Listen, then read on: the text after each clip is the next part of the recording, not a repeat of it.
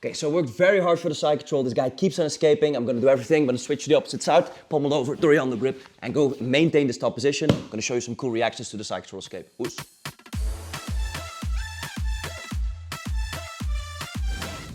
Welcome back YouTube, Tum here, Marlon helping me out. Today we're gonna do some basic stuff. We did some fancy videos lately. Today we're gonna look at some counters to the most common escape from side control. First off, when I have a good side control, I'm not conceding an inch. When I have good pressure on my partner's armpit, cross face, I might switch to a hip, etc. But eventually you might have a good person on the bottom, you're gonna lose the position. So we're gonna do a quick show for common reactions early game. As my partner's frames come in, and I feel his elbow dropping in my hip, I'm maintaining his right elbow. One step back, please. So just focusing on his grips. So look, he's gonna cross face. The only reason why Marlon's shitty at cross facing today is because of our mic. But if his right elbow's on my hip, a few common reactions could be either me switching my hip underneath, like a kasagatami, and then start attacking from here. Or as I feel his right elbow coming into my hip, I'm losing position, and the left frame comes in. I'm not maintaining because I feel that the knee is popping. I'm gonna pop up to like a knee on belly here and start pressure passing from there, going into mount. But that's all just for the framework. And there's much more there. But today we're gonna look at late game reactions when this knee comes in between. So everyone might know this common escape from side control. My partner gets his elbow in between, he frames out, he ABs out, he puts his knee in between, extends and he reguards. So as the knee comes in, I'm pretty late game. I should have done a million things beforehand, but today I'm gonna show you a few counters to still maintain a top position. Now the cool thing is, as I have control of my partner and he's trying to make space, the most common reaction you might have on top is keeping a tight control, which is it's a good instinct to have, but eventually you're gonna lose the position. So look, I'm holding very tight with my gable grip here. He's putting his elbows and frames in, he's ABing, he's getting knee in between. Now if I really try to hold here, I keep pressing forward, Marlon eventually will just extend his back and my grips will break and I'm even giving him this overhook to attack, etc. So even though your reaction when someone escapes is to keep super tight, sometimes the best thing to do is beat them to the next step, and instead of staying close, is just going back and then getting in. So my first reaction for you guys will be, as he starts to extend, I'm gonna pop up to a tripod and go back into pressure passing. So look slowly. I'm in side control. His frames come in, his knee comes in. Instead of holding, I'm gonna base off, put my head on his chest, my arm goes in his groin area here, on his hip, and my other hand goes on his knee to pass the guard again. So Marlon will just reguard from here and keep facing me. Boom, reguard, keep facing, boom, I'm gonna pop up, keep facing me, Marlon, fridge, boom, I'm gonna walk, pass, and go back with a pressure pass. As if we were just passing the guard here, yeah? Like so. Now, that's the pass I wanna do. If he keeps control of this leg, so as the knee comes in, he pommels and gets a hook as I tripod up. So we're gonna go here, as I tripod up, he pommels the hook, and I'm gonna go back in with a knee cut pass and pass there. So that's just some basic pressure passing stuff. But the concept is, as he's pushing me away, I'm not pushing back, but I'm popping up. Getting a tripod, maintaining a grip on his hip, passing with pressure pass or knee cut. So that's one common reaction. That's one reaction you can do to this common escape.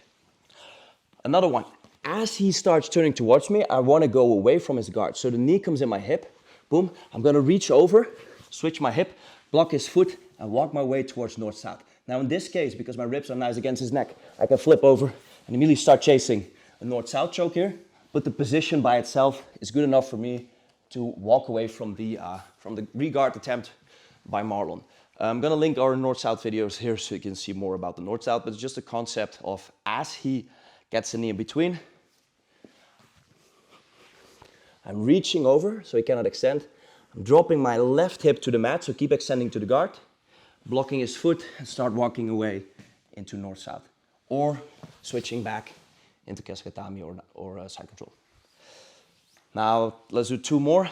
This next one, it's pretty tricky, and I prefer to do it in gi, and then still it's pretty tricky. But if people AB, so AB towards me as if you're doing a guard escape, yes, you see this knee dropping in? If they drop this knee too much, especially in the gi, I can take control of the pants and push it down on the mat and switch to the opposite side. So just imagine for a second Marlon has gi on, as he reguards here, get your left frame in. Yes, nice. He reguards, boom. Now I'm putting this knee on the mat as I myself drop over. Now I hold the gi and look at my shoulder. I'm just gonna lift my head and I'm gonna end up like this Toriando grip, and then I let go and pass. Let's turn a little bit in this side, please. So as he reguards, gonna control the gi. Yeah, I'm gonna lift my head, base off, boom, and pass. Either I'm gonna control here at the hips or immediately go high to the upper body. If he's still on the side, I'm catching this give wrap and ass mounted chasing the back. It's super tricky because I'm going towards his guard. So I want to do a short disclaimer. Be wary that you might get caught in half guard or re-guarded because you're going in the direction of the legs. If you want to play it safe, go in the direction of north-south. Now, if it's no-gi, you can do the same thing. You might also do it slower. So as you're here, as he re-guards, you might just cup the knee and then start putting your shin on top and pressing here. So I'm pinning the hips like this and getting to this position like a leg drag and then start controlling his lower back, pressuring in and passing, or sorry, regaining a top position. But it's kind of tricky to do in no-gi. I really like the added grip of the gi pants, pushing them to the mat and then just cartwheeling to the opposite side. Okay? And the final one, real quick, really don't want you guys to do this, but it's very fun. As he goes in with the knee, boom, all I'm doing is I'm lifting my knee, controlling his knee line, getting my foot on for this inside ashi, from where I can expose inside heel hooks or ankle locks, or start chasing the legs. Don't do that. Try to maintain a top position. So today we just wanted to share a few reactions to one of the most common escapes in side control. As your partner ABs out and tries to re-guard, switching to north-south, posturing back up into pressure passing. I would really advise you to train that one. I really love that one. So because they're pushing away, you're not pushing back, but just popping up and you're going from this side control to framing on the hip, pressure passing with my head on his chest, walking and going back into the pass and maintaining the stop position. And finally, just a cool cartwheel to practice with the gi. I hope you guys liked it. Thank you, Marlon. See you in the next video. Oos.